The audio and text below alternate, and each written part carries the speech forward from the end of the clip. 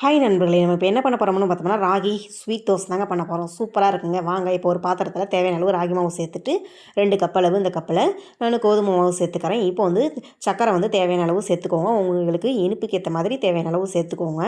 சேர்த்துட்டு இப்போ வந்து தேவையான அளவு தண்ணி சேர்த்துக்கிறேங்க. தண்ணி சேர்த்துட்டு நல்லா கலந்து விட்டுக்கோங்க. நல்லா கெட்டியா இல்லாம நல்லா மிக்ஸ் பண்ணி விட்டு நல்லா கலந்து விட்டுக்கோங்க. மாவு இல்லாம, கெட்டியும் இல்லாம நல்லா மிக்ஸ் பண்ணி விட்டு நல்லா கலந்து விட்டுக்கோங்க. தண்ணி பத்தலைன்னு இன்னும் கொஞ்சம் சேர்த்துக்கிறாய்ங்க. சேர்த்துட்டு நல்லா மிக்ஸ் பண்ணி விட்டு நல்லா கலந்து விட்டுக்கிறேங்க. நல்லா மிக்ஸ் பண்ணி விட்டு தோசை கன்சிஸ்டன்சி வர அளவுக்கு நல்லா கலந்து விட்டுக்கோங்க. இப்போ வந்து நம்ம தேவையான அளவு உப்பு சேர்த்துக்கலாங்க. உப்பும் சேர்த்துட்டு நல்லா மிக்ஸ் பண்ணி விட்டு நல்லா கலந்து விட்டுட்டு ஒரு 5 நிமிஷம் வந்துட்டு நம்ம ராகி மாவு இதெல்லாம் கலந்து விட்டு நம்ம வெயிட் பண்ணிவிட்டு அதுக்கப்புறம் வந்து அடுப்பில் ஒரு பாத்திரம் வச்சுட்டு நம்ம வந்து தோசைக்கல்லை வச்சுருக்கேங்க. தோசைக்கல்லை வச்சுட்டு ரவுண்ட் ஷேப்பில் மாவு ஊற்றி விட்டு நல்லா ரவுண்ட் ஷேப் பண்ணி விட்டு நல்லா குக் ஆகட்டுங்க. ஒன் சைடு நல்லா குக் ஆகட்டும்.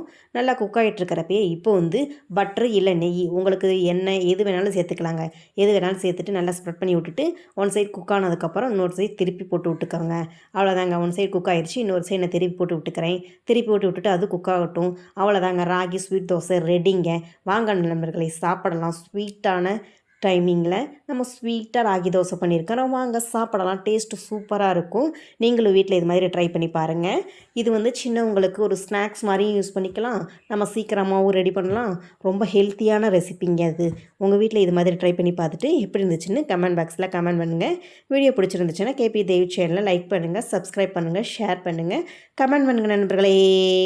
பாருங்கள், இது ரொம்ப ரொம்ப ஹெல்த்தியானதுங்க. நீங்கள் வந்து அடிக்கடி இது மாதிரி பண்ணி சாப்பிடுங்க. சூப்பராக இருக்கும். நம்ம வந்து ஸ்நாக்ஸாக யூஸ் பண்ணி பார்த்துக்கோங்க. இல்லை குயிக்காக ரெடி பண்ணணுமா இந்த மாதிரி ரெசிபி ரெடி பண்ணி பாருங்கள். சூப்பராக இருக்கும்.